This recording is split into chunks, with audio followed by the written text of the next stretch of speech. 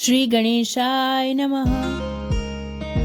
एक समय नैमिषारण्य तीर्थ में शौनकादि 88,000 ऋषियों ने श्री सुत जी से पूछा, हे प्रभु, इस कलयुग में वेद विद्या रहित मनुष्य को प्रभु भक्ति किस प्रकार मिलेगी, उनका उद्धार कैसे होगा।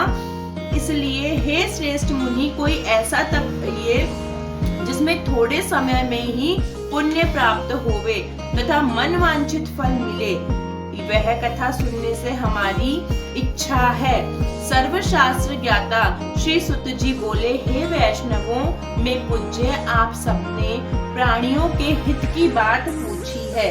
अब मैं उस श्रेष्ठ व्रत को आप लोगों से कहूंगा जिस व्रत को नारद जी ने लक्ष्मी नारायण जी से पूछा था और लक्ष्मीपति ने श्रेष्ठ मुनि श्रेष्ठ नारदादि से कहा था। सो ध्यान से सुनो। एक समय योगी राज नारद जी दूसरों के हित की इच्छा से अपने लोकों में घूमते हुए मृत्यु लोक में आ पहुँचे। यहाँ अनेक योनियों में जन्मे हुए प्राय सभी मनुष्यों को अपने कर्मों द्वारा अनेक दुखों से पीड़ित देखकर सोचा, किस यत्न के करने से निश्चय ही प्राणियों के दुखों का नाश हो सकेगा। ऐसा मन में सोचकर विष्णु लोक को गए।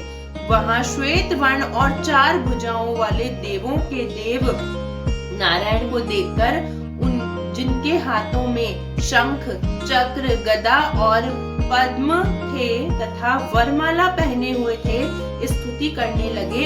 हे भगवान, आप अत्यंत शक्ति से संपन्न हैं। मन तथा वाणी भी आपको नहीं पा सकती। आपका आदि मध्य अंत नहीं है। निर्गुण स्वरूप सृष्टि के आदि भूतों व भक्तों के दुखों का नष्ट करने वाले, दुखों को दूर करने वाले हो। आपको नमस्कार है। नारदादि जी इस प्रकार की स्तुति सुनकर विष्णु भगवान बोले, हे मुनि श्रेष्ठ, आपके मन में क्या है? आपका किस काम के लिए आगमन हुआ है? निसंकोच कहो। तब नारद मुनि बोले, मृत्यु लोक से सब मनुष्य जो अनेक योनियों में पैदा हुए हैं, अपने अपने कर्मों के द्वारा अनेक प्रकार के दुखों से दुखी हो रहे हैं। हे नाथ, मुझ पर दया करते हुए बताइए कि उन मनुष्य के सब दुख थोड़े से प्रयत्न से कैसे दूर हो सकते हैं। हे नारद, मनुष्यों की भलाई के लिए तुमने बहुत अच्छी बात पूछी है। जिस काम के करने से मनुष्य मोह से छूट जाता है, वह मैं कहता हूँ, सुनो।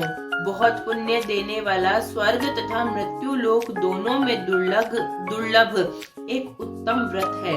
आज मैं प्रेमवश होकर तुमसे कहता हूँ, सत्यनारायण का यह व्रत अच्छी तरह विधि पूर्वक करके मनुष्य आयु पर्यंत यहाँ सुख भोग कर मरने पर मोक्ष को प्राप्त हो जाता है।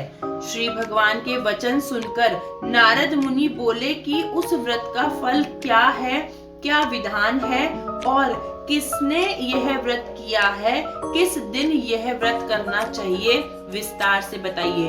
भगवान बोले, दुख शोक आदि को दूर करने वाला, धन धान्य को बढ़ाने वाला, सौभाग्य संतान को देने वाला यह व्रत सब स्थानों पर विजय करने वाला है। भक्ति और श्रद्धा के साथ किसी भी दिन मनुष्य श्री सत्यनारायण की शाम के समय ब्राह्मणों और बंधुओं के साथ धर्म परायण होकर पूजा करे। भक्ति भाव से नैवेद्य, केले का फल, घी, दूध, गेहूं का चूर्ण सवाया लेवे। गेहूं के अभाव में साठी का चूर्ण, शक्कर और गुड़ ले और सब भक्षण योग पदार्थ जमा करके भगवान को अर्पण कर देवे तथा बंधुओं सहित ब्राह्मणों को भोजन कराए। पश्चात स्वयं भोजन करे। नृत्य गीत आदि का आचरण कर सत्यनारायण भगवान का स्मरण करता हुआ समय व्यतीत करे। इस तरह व्रत करने पर मनुष्यों की इच्छा निश्चय ही पूरी प्राप्ति होगी। विशेषकर कली काल में भूमि पर यही मोक्ष का सरल उपाय है। दूसरा अध्याय। सुत जी बोले, हे ऋषियों, जिसने पहले समय में इस व्रत को किया है उसका इतिहास मैं कहता हूँ, ध्यान से सुनो।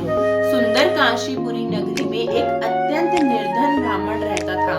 वह भूख और प्यास से बेचैन हुआ नित्य पृथ्वी पर घूमता रहता था। ब्राह्मणों से प्रेम करने वाले भगवान ने ब्राह्मण को दुखी देखकर बूढ़े ब्राह्मण का रूप धर उसके पास जा आदर से पूछा, हे विप्र, नित्य दुखी हुआ पृथ्वी पर क्यों घूमता है? हे श्रेष्ठ ब्राह्मण, यह सब मुझसे कहो, मैं सुनना चाहता हूँ। ब्राह्मण बोला, मैं निर्धन हूँ, भिक्षा के लिए पृथ्वी पर फिरता रहता हूँ। हे भगवान, यदि आप इसका उपाय जानते हो तो कृपा कर कहो। वृद्ध ब्राह्मण बोला, सत्यनारायण भगवान मनवांछित फल देने वाले हैं, इसलिए हे ब्राह्मण, तू उनका पूजन कर, जिसके करने से मनुष्य सभी दुखों से मुक्त होता है। ब्राह्मण को व्रत का सारा विधान बतलाकर बूढ़ा ब्राह्मण एक का रूप धारण करने वाले सत्यनारायण भगवान अंतर ध्यान हो गए। जिस व्रत को वृद्ध ब्राह्मण ने बतलाया है मैं उसको करूंगा, यह निश्चय कर उसे रात में नींद भी नहीं आई। वह सवेरे उठ सत्यनारायण भगवान के व्रत का निश्चय कर भिक्षा के लिए चला गया। उस दिन उसको भिक्षा में बहुत धन मिला, जिससे बंधु बांधवों के साथ उसने सत्यनारायण का व्रत किया। इसके करने से वह ब्राह्मण सभी दुखों से छूटकर अनेक प्रकार की संपत्तियों से युक्त हुआ। उस समय से वह ब्राह्मण हर मास व्रत करने लगा। इस तरह सत्यनारायण भगवान का व्रत को जो करेगा वह सभी पापों से छूटकर मोक्ष को प्राप्त होगा। आगे जो पृथ्वी पर सत्यनारायण का व्रत करेगा वह मनुष्य सब दुखों से छूट जाएगा। इस तरह नारद जी ने नारायण का कहा हुआ यह व्रत मैं तुमसे कहा, हे विप्रो, मैंने अब और क्या कहूँ? ऋषि बोले, हे मुनीश्वर, संसार में इस ब्राह्मण से सुनकर किस किसने इस व्रत को किया, हम सब वह सुनना चाहते हैं। इसके लिए हमारे मन में श्रद्धा है। सुत जी बोले, हे मुनियों, जिस जिसने इस व्रत को किया वह सब सुनो। एक समय एक ब्राह्मण धन और ऐश्वर्य के अनुसार बंधु बांधवों के साथ व्रत करने को तैयार हुआ। उसी समय एक लकड़ी बेचने वाला बूढ़ा आदमी आया और बाहर लकड़ियों को रखकर ब्राह्मण के मकान में गया। प्यास से दुखी लकड़हारा उनको व्रत करते देखकर ब्राह्मण को नमस्कार करके कहने लगा कि आप यह क्या कर रहे हैं और इसके करने से क्या फल मिलता है, कृपा करके मुझे बताइए। ब्राह्मण ने कहा, सब मनोकामनाओं को पूर्ण करने वाला यह सत्यनारायण भगवान का व्रत है। इसकी ही कृपा से मेरे यहाँ धन धान्य आदि की वृद्धि हुई है। ब्राह्मण से इस व्रत के बारे में जानकर लकड़हारा बहुत प्रसन्न हुआ। चरणामृत ले और प्रसाद खाने के बाद उसने अपने घर को गया और लकड़हारे ने अपने मन में इस प्रकार संकल्प लिया कि आज मैं ग्राम में लकड़ी बेचने से जो धन मिलेगा उसी से सत्यनारायण देव का उत्तम व्रत करूंगा। यह मन में विचार कर वह बूढ़ा आदमी लकड़ियां अपने सिर पर रखकर जिस नगर में धनवान लोग रहते थे वह ऐसे सुंदर नगर में गया। उस रोज वहां पर उसे उन लकड़ियों का दाम पहले से चौगुना मिला। तब वह बूढ़ा लकड़हारा दाम ले अति प्रसन्न हो पक्के केले की फली, शक्कर, घी, दूध, दही, गेहूं का चूर्ण इत्यादि सत्यनारायण भगवान के व्रत की कुल सामग्रियों को लेकर अपने घर गया। फिर उसने अपने भाइयों को बुलाकर विधि के साथ भगवान जी का पूजन और व्रत किया। उस व्रत के प्रभाव से वह बूढ़ा लकड़हारा धन, पुत्र आदि से युक्त हुआ और संसार के समस्त सुखों को भोगकर बैकुंठ को चला गया। तीसरा अध्याय। सुत जी बोले, हे श्रेष्ठ मुनियों, अब आगे की कथा कहता हूँ, सुनो। पहले समय में उल्कामुख नाम का एक बुद्धिमान राजा था। वह सत्यवक्ता और जितेंद्रिय था। प्रतिदिन देव स्थानों पर जाता था तथा गरीबों को धन देकर उनके कष्ट दूर करता था। उसकी पत्नी कमल के समान मुख वाली और सती साध्वी थी। भद्रशील नदी के तट पर उन दोनों ने श्री सत्यनारायण भगवान का व्रत किया। उस समय वह वहां एक साधु वैश्य में आया। उसके पास व्यापार के लिए बहुत सा धन था।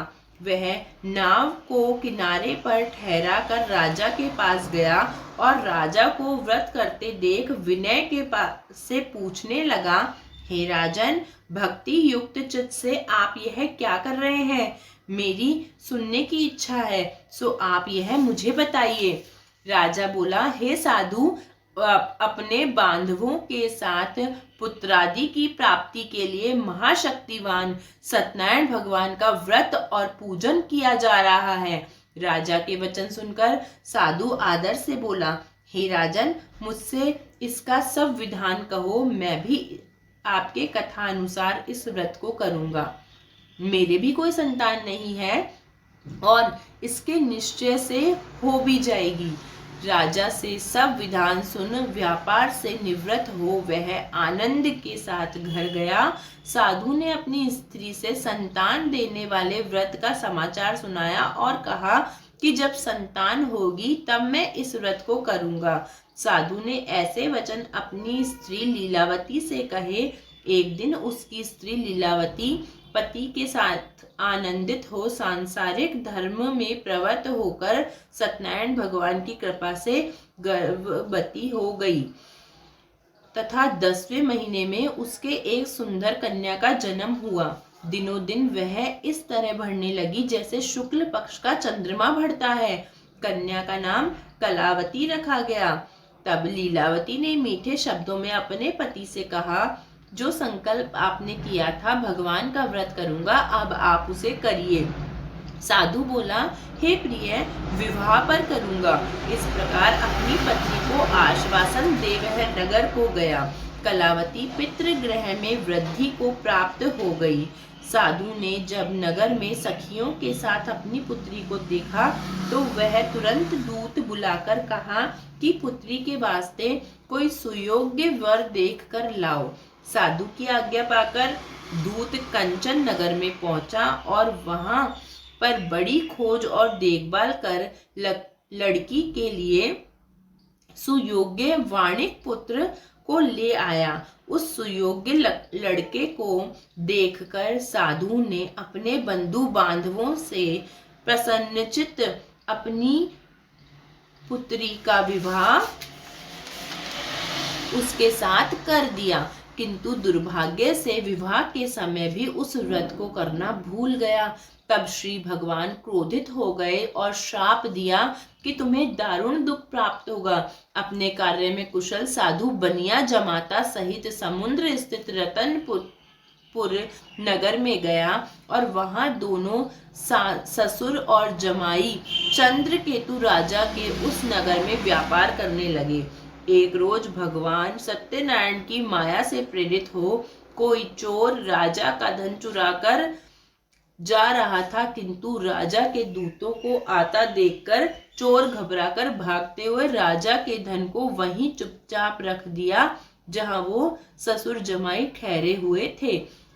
जब दूतों ने उस साधु वैश्य के पास राजा के धन को रखा देखा तो दोनों को बांध कर ले गए। प्रसन्नता से दौड़ते हुए राजा के समीप जाकर बोले, यह 2 चोर हम पकड़ के लाए हैं, देखकर आज्ञा दे।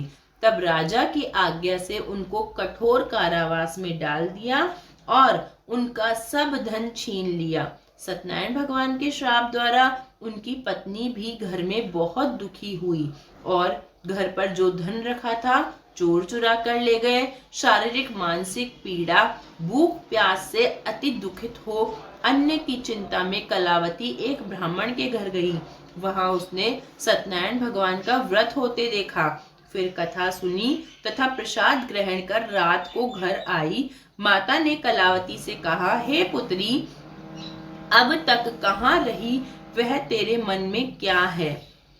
कलावती बोली, हे माता, मैंने एक ब्राह्मण के घर श्री सत्यनारायण भगवान के व्रत को देखा है। कन्या के वचन सुनकर लीलावती भगवान के पूजन की तैयारी करने लगी।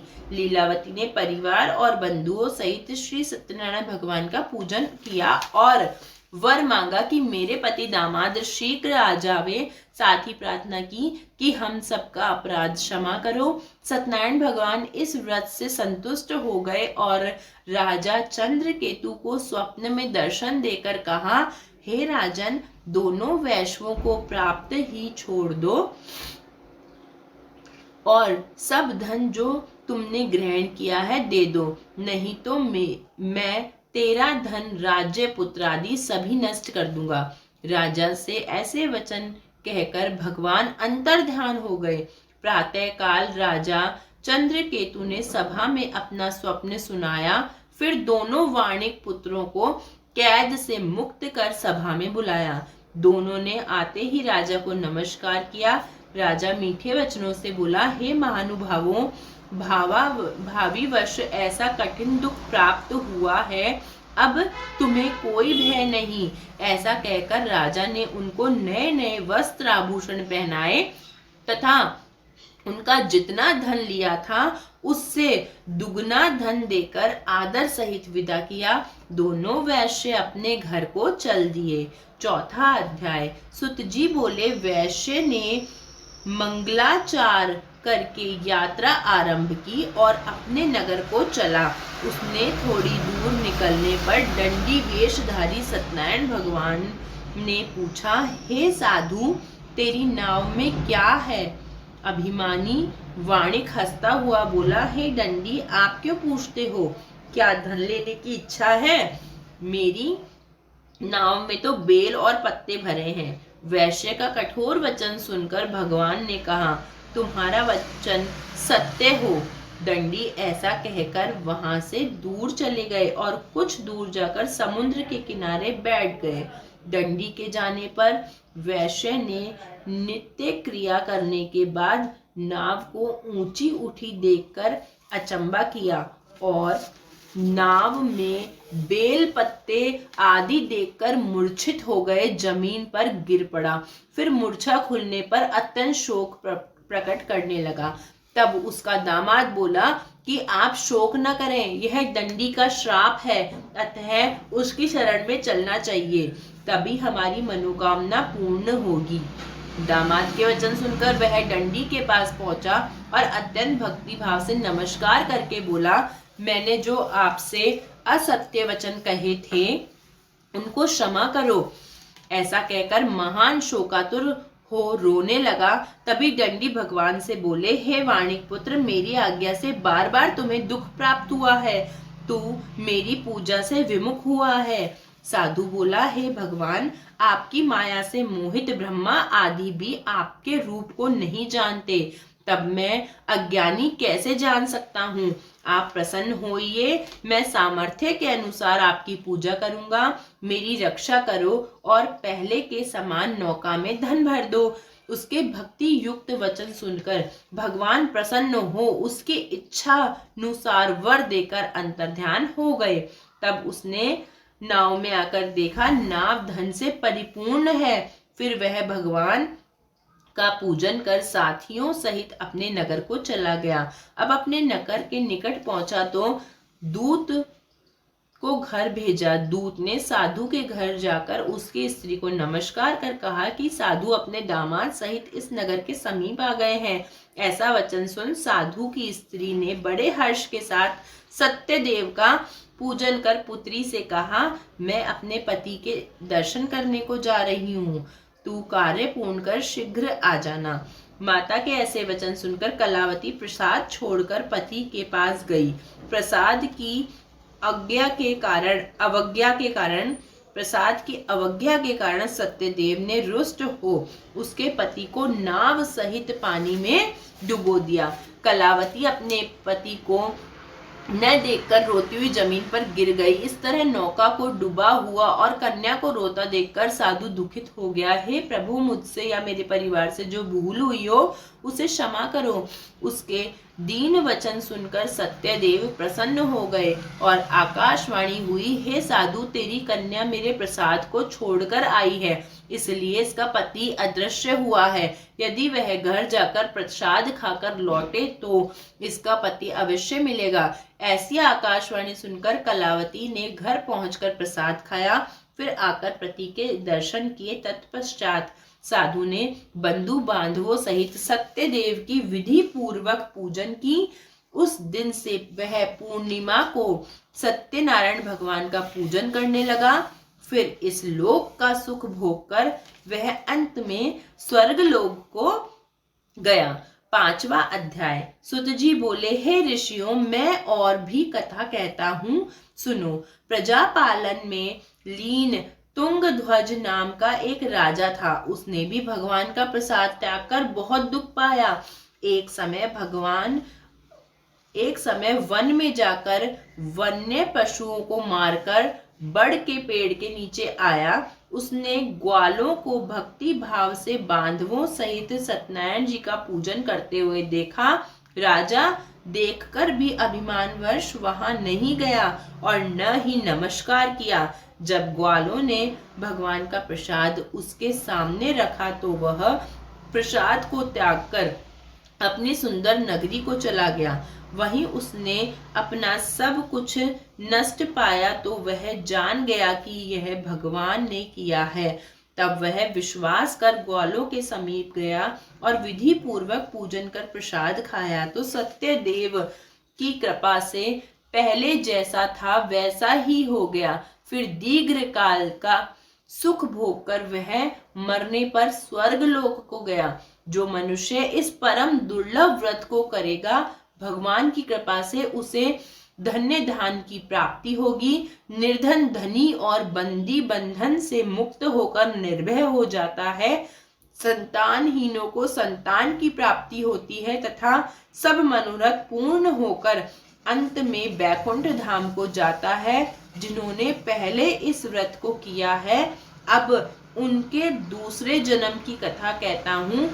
वृद्ध शांतानंद ब्राह्मण ने सुदामा का जन्म लेकर मोक्ष को पाया। उल्का मुख नाम का राजा दशरथ होकर बैकुंठ को प्राप्त हुआ। साधु नाम के वैश्य ने मोर ध्वज बनकर अपने पुत्र को आरे से चीरकर मोक्ष को प्राप्त किया। महाराज तुंगध्वज ने स्वयंभू होकर भगवान में भक्ति युक्त कर्म कर मोक्ष को प्राप्त किया। जय हो सत्यनारायण भगवान की जय। लक्ष्मी माता की जय। ओम नमो भगवते वासुदेवाय। ओम नमो भगवते वासुदेवाय। ओम नमो भगवते वासुदेवाय। ओम नमो भगवते वासुदेवाय। ओम नमो भगवते वासुदेवाय।